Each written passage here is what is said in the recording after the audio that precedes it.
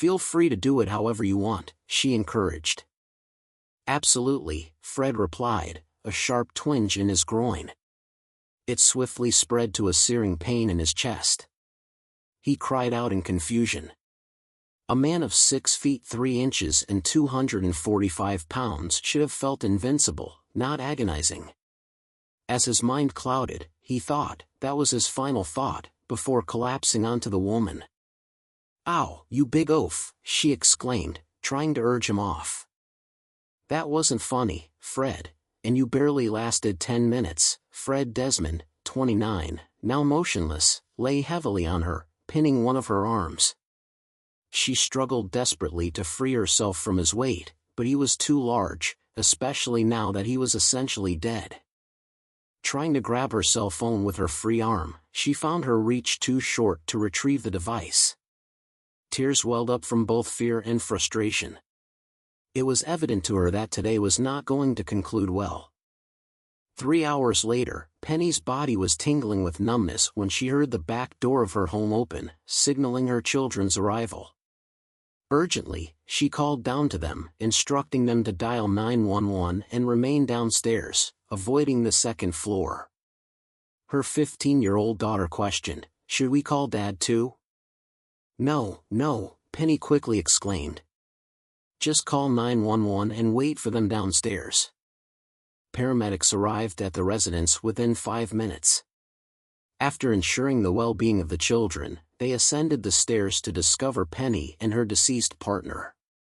Penny wore an expression of guilt comparable to a child caught with their hand in the proverbial cookie jar. The paramedics exchanged brief smirks, catching Penny's notice. "You may find it hard to believe, ma'am, but this isn't the first time we've encountered such situations," stated the older paramedic. "Apparently, circumstances like this can be extremely stressful, leading to heart attacks," added the younger paramedic. "Yeah, but he was only 29, Penny said in a barely audible whisper. "Then the autopsy should reveal something intriguing," the coroner added. The paramedics were taken aback as they turned the body over. Fred Desmond, the charismatic evening news anchor at the Lansing, Michigan CBS affiliate, had been on a rapid rise to stardom. There were whispers in certain circles that he was poised to take on a major market anchor position soon. After placing the deceased on a gurney and covering him, the paramedics turned their attention to Penny, who had been beneath the man's weight for over 2 hours. Physically, she appeared to be in good condition, but they advised her to seek the help of a mental health specialist.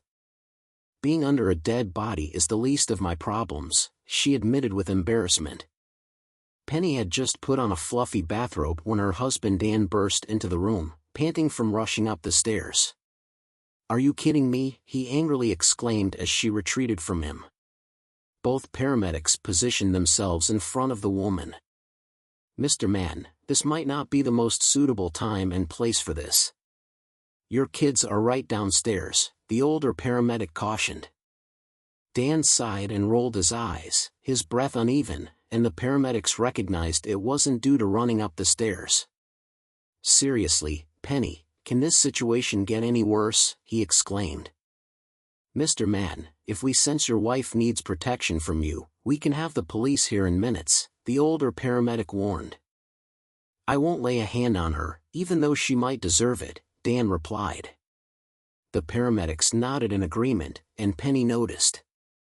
"Did the kids contact you?" she inquired as they carried the lifeless body out of the house.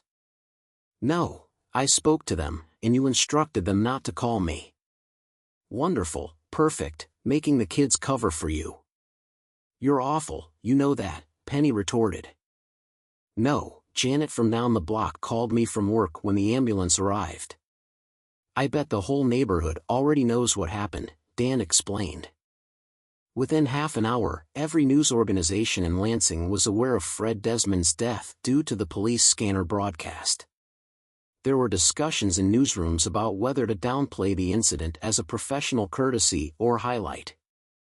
It was because of Desmond's prominence in the Lansing community. Upon learning of Fred Desmond's death, Larry Richards immediately recognized the paramedics' call address. It was none other than the residence of his lover, Penny Mern. The revelation hit him like a shockwave, leaving him both stunned and wounded. Larry and Penny had been engaged in a clandestine affair for just over a year. Without hesitation, Larry sent a text to Penny expressing his astonishment with a simple WTF. Although Penny saw the message on her phone, her immediate concerns overshadowed the unfolding drama. As the anchor for Lansing's NBC affiliate for 6 years, Larry commanded respect in the community, even though he lacked the career influence of his CBS rival. The news of Penny's alleged involvement with his competitor left Larry both shocked and infuriated. Aware that the news crew would be deliberating on how to cover Desmond's death, Larry called the news editor to share his perspective. Pursue the story aggressively, the news editor, the sole person at the station privy to Larry's affair with Penny, wasn't surprised by Larry's stance and wholeheartedly agreed. This decision wasn't solely fueled by competitive ratings with CBS. Larry acknowledged to himself that there were personal motives at play. Penny held a notable position within the Lansing community as the executive director of the city's esteemed arts guild. Recognizing the significance of having two prominent figures in the community, the news editor couldn't help but acknowledge the newsworthiness of the situation. Dan bluntly instructed, "Get dressed, head downstairs, and find a way to explain to our children what happened. They'll be staying with your parents for the next few days. Don't go into explicit details, but don't downplay your mistake. The kids are old enough to grasp that you messed up big time. I'll be listening. Call your parents next, be honest with them, as it's likely to be on the evening news tonight." Penny's eyes widened like silver dollars as the realization of the news coverage hit her. In Dan's presence, she disclosed to their children that she had been unfaithful to their father earlier in the day, in their own bed. "Did you really kill him with sex, Mom?" their daughter Ellie asked genuinely. "Wow," Penny blushed intensely, while Dan grimaced and retreated to the family room. Once Penny and the kids left for her parents' house, Dan calculated the time for their round trip and discussion with her parents. He allocated an hour to focus on crucial tasks such as securing a good attorney and handling financial matters. In his mind, divorce seemed inevitable. Having known several divorced individuals, including a good friend from the national telecommunications firm where he worked, Dan made calls to seek advice and support. Penny returned approximately 90 minutes later, appearing as though she had endured repeated blows to the stomach. Dan suspected the conversation with Penny's parents hadn't gone smoothly. Aware of the Fitzmaurice's conservative values, he assumed they were likely distressed by their daughter's infidelity and the impending public revelation. Penny slumped onto the sofa across from Dan's lazy boy. Upon closer inspection, he could see the evidence of heavy crying. "Well, that went as well as could be expected if I expected a terrible situation served on a blazing platter," she lamented. "I guess I deserve that." Dan maintained an impassive expression as he looked at his wife, signaling her to continue. "I'm sorry, Dan, truly sorry," she said. "I apologize for the infidelity, for causing you pain, and for shattering our family in the most public way possible. You have to understand that going public was never part of my plans. Never. I have no idea what happened today." He was only 29. Penny began crying, burying her face in her hands, while Dan remained motionless in his chair. After sobbing for a few minutes, she looked up to find a distant expression in Dan's eyes, a look she had never witnessed from her affectionate husband before. "How long were you involved with him before you caused his demise?" Dan asked calmly. Penny snorted. "I didn't cause his demise," she retorted sharply. "I suppose we've been together for about 3 months. Together, that's a convenient term. It almost sounds affectionate, innocent. I still prefer the straightforward term. It says exactly what it means," Dan remarked. "He interviewed me for a story," she added. "We flirted, both of us. He was a tall, attractive guy, a former college football player who stayed in good shape. We had a few lunches, and things progressed from there. How? He was very skilled in bed. Good to know, Dan replied. Did you always engage with him in our bed? She lowered her gaze. I assume you're aware he was married and had 2 young kids. These will be cherished memories you and he have left for them, Dan said with a harsh tone. I don't want a divorce, Dan, please. I'll do whatever you want, counseling if you want, please, she pleaded. And why should I care about what you want? Dan retorted. You had a 3-month affair with that jerk. You slept with him in our bed. He died in our bed. That's probably going to be all over the news tonight. Damn it, woman. The kids and I will be ridiculed forever because you couldn't keep your legs closed. Fred Desmond's death from an apparent heart attack while in bed with a woman not his wife dominated the news on 3 of the 4 main television stations in Lansing. Desmond's own station merely acknowledged that the 29-year-old died from an apparent heart attack that night. Dan moved into the guest room. He would never sleep in that bed again. Penny was terminated from her job due to the negative publicity surrounding her affair with Desmond and his subsequent death. She knew the board had no other options if they wanted to maintain their funding. Moreover, her longtime partner, Larry Richards, phoned her to terminate their relationship, hurling a barrage of insults to tarnish her character among other grievances. You damn how many other guys were involved with your disgraceful behavior? We're finished, you know, was just one of the offensive statements he made during the brief 5-minute call. Penny remained relatively silent throughout the conversation. The following week, she was served with legal documents at her workplace.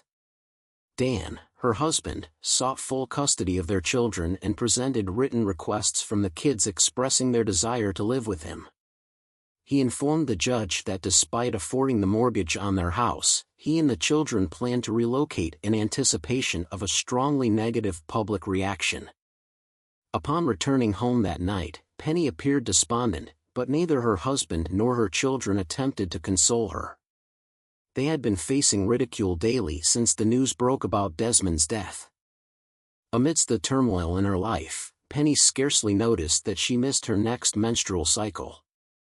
By the time it happened again, accompanied by nausea, she realized she was pregnant. A home pregnancy test confirmed her suspicion. Do you truly despise me this much, God? She uttered aloud to herself within the confines of the bathroom. She waited until the family sat down for dinner before revealing her pregnancy. She winced when Dan choked on his food upon hearing the news. She knew he was contemplating whether the baby could be his, potentially binding him in marriage. While she considered it fortunate, Dan clearly did not share the sentiment. I highly doubt the child is mine. We'll conduct a DNA test next month, Dan asserted, shattering Penny's hopeful expression. Do you not trust me? She asked incredulously. Have you given me any reason to trust you recently? He retorted. When Dan's lawyer requested DNA from Fred Desmond's widow to compare with Penny's unborn child, she was displeased. The attorney clarified that if the child proved to be Fred's, his estate might have to contribute to child support. Despite understanding Dan's stance, Maggie Desmond couldn't help but feel unhappy about the situation.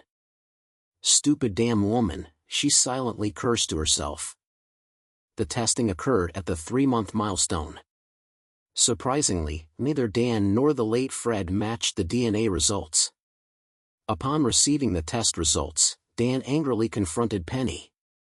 Penny, he shouted. How many guys were you cheating on me with, you promiscuous person? Penny's lawyer had to obtain a subpoena to acquire the DNA sample from Larry Richards, which ultimately matched. Mrs. Larry Richards was far from pleased to discover her husband's involvement with Lansing's most notorious individual and the ensuing financial responsibilities for the next 18 years. Penny's pregnancy by Larry made Dan's bid for custodial parent status a straightforward win. During a conversation about asset division, Dan inquired about the duration of the affair. Penny, blushing, apologized once again. What else is new? Dan pondered to himself. Larry and I were romantically involved for over a year, meeting once or twice every 2 weeks. Given my part-time job, it was relatively easy to slip away during the day. You worked all day, always trusting me completely. I betrayed your trust, Dan. I'm truly sorry, Penny confessed. But not sorry enough to stop or avoid taking on a second lover. Seriously, Penny? 2 lovers? Am I that inadequate in bed that you needed 2? Dan questioned. Penny could see the pain in Dan's eyes, fully aware that she was the source of his anguish. You're an amazing lover, Dan, she replied. It wasn't about you. It was all about me and my weakness. I found Larry interesting, and that led to us being intimate. Honestly, the physical aspect was enjoyable, but it was just casual, for fun. It had no connection to love in my mind. I could separate it from what you and I shared after the initial encounters. I stopped feeling guilty because I never took anything away from our relationship. I was always there for you whenever you needed. Does that mean I got left over sometimes? Dan blurted out suddenly, feeling nauseous. Penny hesitated and looked away. She didn't need to respond. Dan abruptly stood up, rushed into the bathroom, and vomited violently. Penny followed him, pausing in the doorway. Does that mean I sometimes ingested semen from you? He asked between heaves. Maybe a bit, Penny choked, but I always cleaned myself up as best as I could before you came home, and I never imposed anything on you. It was only when you insisted. I always told you I never turned you down. Dan heaved again into the stool. Once she was reasonably sure he was finished, Penny handed him a damp washcloth. While Dan was cleaning himself up, he pondered how his life had deviated so drastically from its initial path. He first encountered Penny at a Michigan State party during their junior years. She was a petite girl with small, perky breasts, long blonde hair, and vibrant green eyes, while he was a tall, slender math geek with curly brown hair and an affable smile. Both had some sexual experience prior to meeting. From a single date, their relationship evolved into marriage. They were perfectly compatible in every aspect, particularly sexually. In the early stages of their marriage, nothing seemed off-limits in the bedroom, especially before the arrival of their children. Penny exhibited a significant sexual appetite, and Dan made it his life mission to fulfill her every desire. As time passed and their family grew, the frequency and intensity of their sexual encounters diminished. To inject some excitement, the couple committed to a monthly special date night. Over the last couple of years, Dan deeply contemplated his marriage. Did he overlook signs from Penny indicating a need for more intimacy? Could she genuinely love him while engaging in not 1, but 2 extramarital affairs? How could she justify such actions as separate from their marriage? It was a lot to process, but the reality remained unchanged. An 18-year marriage had succumbed to becoming another statistical casualty. Dan's children fully grasped their father's wish to relocate to another town. In the weeks leading up to the end of the school year, their classmates' comments were harsh. Social media platforms were equally unkind, even coining an unflattering yet possibly accurate nickname for their mother, Sex Killer Mill. Despite the objections from his children, Dan arranged several sessions with a psychologist recommended by his attorney. Interestingly, both of his kids developed a liking for Dr. Charlotte Pohaka, a woman in her 30s. She's quite cool for a shrink, remarked his daughter. And she's not bad to look at, Dad, added his now teenage son, playfully raising his eyebrows. I'm paying good money for you to talk to her, not drool over her, Dan reminded his son. Though Dan initially dropped off his kids for their first session, he didn't meet Dr. Pohaka until the second one. Observing her, he had to concede that his son's judgment on her beauty was accurate. Dr. Pohaka, with her long blonde hair, deep blue eyes, alabaster skin, and long legs, seemed to have the kind of looks even Thor would appreciate. After the children's session, Dan and the psychologist had a brief meeting. He concurred with her assessment that he too could benefit from several sessions. Recognizing his severe trust issues, Dan wasn't certain if he could ever overcome them. Dan participated in 12 sessions, the same number as his children. He hoped that the resilience of youth would allow his kids to overcome their issues much more quickly than he could overcome his own. He shared this sentiment with the psychologist, who reassured him that he could continue seeking her assistance whenever he felt the need. "But then we won't be able to go on dates if I'm your patient," he remarked with a smirk. "While that may be true, you're jumping to conclusions," responded the doctor, maintaining a not unfriendly demeanor. Dan didn't hastily re-enter the dating scene, whether with Dr. Pohaka or anyone else, despite receiving expressions of interest from several women acquaintances. Even with alimony from Dan, half of the couple's assets, her share of the house sale proceeds, and child support, Penny found it necessary to secure at least a part-time job after the birth of her second son to sustain herself. She too moved out of town, ensuring she stayed away from the town where the rest of her family now resided. Additionally, she reclaimed her maiden name and adopted her full formal name, going by the moniker Penelope Rhodes. She took pride in maintaining her weight during pregnancy and swiftly returning to her pre-pregnancy weight. Nonetheless, she refrained from entering the dating scene despite numerous opportunities. Some advances came from men who recognized her as the sex killer Mill, even though she had dyed her hair brunette. They expressed their interest in the challenge of pursuing a romantic encounter with her. The first time it occurred, she broke into tears, and the second time she fled from the man at her new workplace. No one seemed to recognize her as the infamous sex killer Mill, and if they did, they were courteous enough to keep it to themselves. As a 43-year-old single woman juggling a newborn and a part-time job, her schedule left little room for a social life.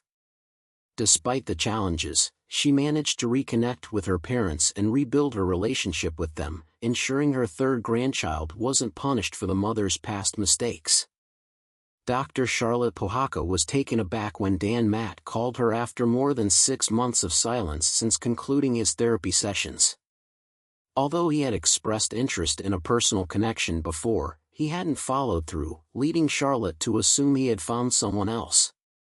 Breezily, she greeted him with, "Hello, Dan. I thought maybe you lost my number." Dan explained, "No, I was just giving us both some time to move past the doctor-patient dynamic and also to prove that this isn't some kind of rebound thing." Charlotte couldn't help but smile. Patients often formed attachments to their therapists, especially male patients, but Dan seemed different. Charlotte was pleased, as she had found him interesting during their therapy sessions and considered him someone she would like to know better. Plus, it didn't hurt that she found him handsome and sexually appealing. Dan experienced a delightful surprise when he picked up Charlotte for their date the following Friday. While she had always presented herself in a professional manner during their previous encounters, on this occasion she opted for a more casual and noticeably alluring look. Charlotte wore a mid-thigh jean skirt, a tight white crop top revealing a few inches of her toned stomach, and 3-inch heeled sandals. Attempting to maintain composure, Dan couldn't help but unabashedly appreciate her appearance as he greeted her at the door. "I assume my outfit meets your approval," she casually remarked as she strolled past him towards his car. Yeah," Dan replied, trying to keep pace with her and opening the car door for her. "Oh, traditional manners. I like that," she purred. "In that case, you can credit my mother when you eventually meet her," he quipped. Charlotte smiled to herself, having been on enough dates to value the small gestures that many men often overlooked, such as opening doors for their dining destination. They chose a high-quality barbecue restaurant that also featured selections from a local distillery. Initially feeling a bit awkward when offered a large bib by the waitress, Charlotte observed other patrons wearing them and decided to accept. Dan, appreciating the practicality, eagerly took his bib as well. After discovering that Charlotte had consumed alcoholic beverages, Dan decided to order a whiskey sampler for both of them along with a glass of ice water. Taking care to advise Charlotte to sip her whiskey, he proceeded to enlighten her about the specific types of whiskey in each shot glass, detailing tasting notes for each. Charlotte expressed her admiration for his knowledge of spirits and how well the whiskey complemented the barbecue. "You're quite the connoisseur," she teased, her tone conveying playfulness. "You're like a liquor sommelier." Guilty as charged. Penny leaned more towards wine. "I prefer distilled spirits." Dan hesitated and cringed slightly when mentioning his ex-wife, especially to someone who used to be his therapist. "Don't worry about that. It's okay to talk about her," Charlotte reassured calmly.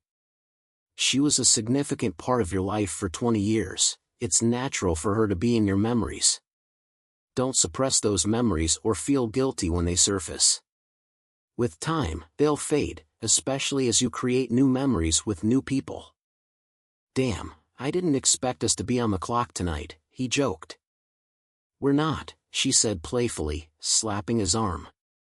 After finishing the meal, Charlotte noticed barbecue sauce stains on her bib. "This really saved my blouse," she commented while removing the bib. "It would have been embarrassing to walk around the rest of the evening with barbecue sauce on my top." "I would have volunteered to clean the blouse with my tongue," Dan chuckled. "Ah, Mr. Chivalry," Charlotte remarked as Dan waggled his eyebrows. Dan had informed Charlotte that they would head to a music club after dinner.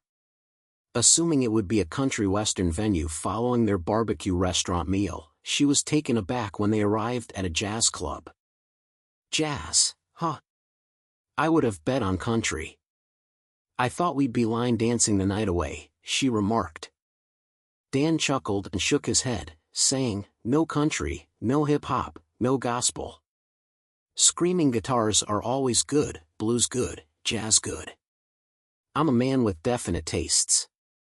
"Do I fit into your definite tastes?" Charlotte asked, making air quotes as she spoke. "Most certainly," he replied. At the end of the evening, Dan received a chaste kiss. Upon returning home, he found both of his children waiting for him in the apartment's kitchen. "Good date, Dad?" Ellie asked with a big grin. "Did you keep your hands to yourself and act like a gentleman?" Bobby inquired with a matching grin. "Give me a break here, guys. This is the first date I've had in more than 20 years. God, I'm out of practice," Dan admitted. Both kids exchanged grins before turning them on their father. "I'm not going to help you, Dad, you're on your own here," Ellie giggled, "but we do approve of your date. We both think Dr. Pwaka is great." "Don't screw this up, Dad," Bobby said seriously. Dan and Charlotte were wrapping up their fourth date in 2 months, sipping Bailey's Irish cream coffee in Charlotte's living room when a serious expression appeared on her face. "Dan, wouldn't you think about going on dates with other women, maybe just for comparison? I'm worried that you're too focused on me and might miss out on someone you could really get close to," Charlotte suggested. "What if I've already found someone I really like?" he replied decisively. "And I'm definitely fixated on you." Charlotte blushed and smiled as she took the coffee from Dan's hand. She lifted him to his feet and kissed him passionately. He returned the favor, and she led him upstairs to her bedroom. In her bedroom, Charlotte kissed Dan passionately, guiding him to the bed. Eventually, pushing him onto it, when she began to undress him, he reached out and ran his hands over her blouse, causing a prolonged moan. Their clothes were thrown off with equal haste, and he pulled her towards him, causing them both to fall onto the bed. A moment of hesitation flashed through Dan's mind when he realized that he had not been intimate with a woman for over a year. However, this thought quickly disappeared when Charlotte met him with a searing kiss. Charlotte's senses were overloaded, flashes before her eyes, explosions echoed in her ears, and her body reacted intensely. When she came back to reality, she realized she was screaming and quickly stopped, remembering how to pull herself together. Experiencing the woman's ecstatic cry propelled Dan into a heightened state of passion. Engaging his tongue, lips, and fingers, he realized he had missed this more than he had initially thought. The exact moment the screaming ceased eluded him, and he became abruptly aware of the room's silence. Despite hearing her breathing, he couldn't discern if she had passed out or was simply resting. "Are you okay, babe?" he murmured, receiving no response. He attempted once more, waiting a few seconds before detecting her movement. "What was that?" she asked unsteadily. "Are you okay?" "Pretty sure that was amazing." "Can we do that some more?" he enthusiastically replied, resuming his attention on pleasuring her. The writhing and exclamations resumed, persisting for another 10 minutes, during which the woman experienced 3 more intense orgasms. Though she didn't lose consciousness again, "Stop, stop, stop, too sensitive," she choked. "Take me now, please." "Since you asked politely," he chuckled. Dan ascended the bed, passionately kissed the woman, aligned himself with her entrance, and slowly and affectionately entered. She was moist and exceptionally warm. In a fleeting moment, he pondered when Penny had been as passionate for him. Realizing his thoughts, he hesitated briefly, cleared his mind, and refocused on Charlotte, vowing not to repeat that mistake. As they found a rhythm, Charlotte wrapped her legs around Dan's thighs, and they relished each other's bodies. He felt her climax twice more before sensing his own inevitable climax building up. Shifting to their sides after he finished, the two remained intertwined for a while, kissing, giggling, and engaging in soft conversation. "Do you remember when I asked if you didn't want to date other women?" "Forget that, you're mine, Charlotte declared. Their next outing included Dan's children spending the day playing putt-putt golf and racing go-karts before dinner at a Mexican restaurant. Ellie, Bobby, and Charlotte instantly connected, bringing a constant grin to Dan's face as he enjoyed their conversation. Despite the 10-year age gap between Dan and Charlotte, it was hardly discussed as they made wedding plans. A year later, however, when the topic of children arose, Dan expressed concerns about his age for starting another family. Charlotte, desiring at least 2 children, and Dan compromised on 2. Happy wife, happy life, Dan thought to himself. Dan and Charlotte sat in the pediatrician's waiting room with their 1-year-old daughter, anticipating the child's first annual exam. A familiar face emerged from the office accompanied by a young boy. Surprised, Penny uttered, "Oh, Dan, hey," as she glanced at Charlotte and the baby. "Hi, Penny, it's been a long time. Is that your little guy?" Dan inquired. The last time Dan and Penny shared a space was 4 years prior, during the signing of their divorce decree. Despite some new lines on her face and approximately 20 extra pounds, Penny still looked good to him. Observing Dan, Penny noticed gray speckles in his hair but realized he seemed to be about the same weight and hadn't aged a day. She speculated that his natural and unforced smile might be connected to the pretty blonde woman holding the baby, perhaps the reason for his perpetual youthful appearance. Penny introduced her son Will, who was now 5 years old, and Dan presented Genevieve, their daughter. Dan then introduced Charlotte as his wife to Penny, saying, "Kakashar, this is my ex-wife, Penny." The 2 women scrutinized each other.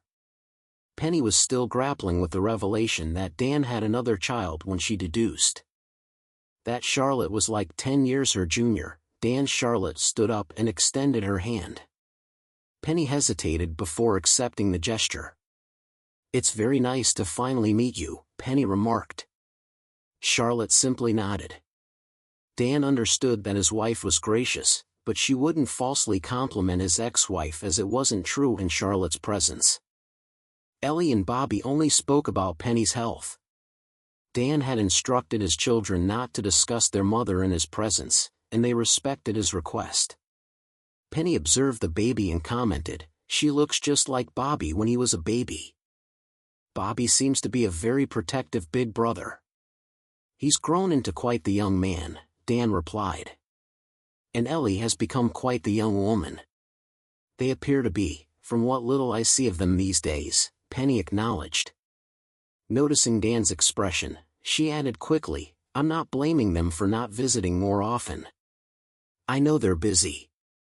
I'd still like to see them more. I am their mother. Charlotte lowered her gaze, hoping the other woman wouldn't notice. She wasn't ready to reveal to Penny that both Ellie and Bobby had been addressing her as mom for the past 2 years. Feeling the need to break the awkward silence, Dan spoke up. I hope this is just a routine checkup. I hope everything is going well for you and your son. Penny sensed the hesitation in mentioning her son's name. She assumed Ellie and Bobby must have discussed Will occasionally, and she hoped Dan had simply forgotten. Dan noticed her eyes clouding over and felt a pang of guilt. Opting for honesty, he admitted, the kids and I rarely discuss you. You are their mother, and I'm grateful they have you in their lives to whatever extent they choose. However, the understanding is that we seldom talk about you at home. Almost never. You broke my heart, and I felt the need for a clean break from you. The kids understand it completely. I don't have any knowledge about your life post-separation. Wow, Penny half whispered, we shared 18 good years together, and you can just shut me out of your life as if our marriage never happened? Like an annulment? That's harsh.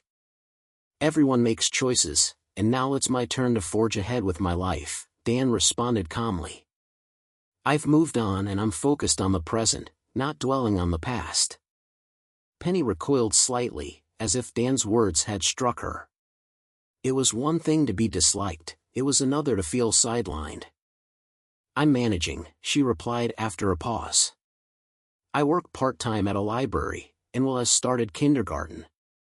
Sometimes I go on dates, though not many men are interested in dating a woman in her 40s with a young child. I understand.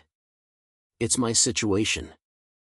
Well, I guess that's my cue to go, Penny said, adjusting her tone.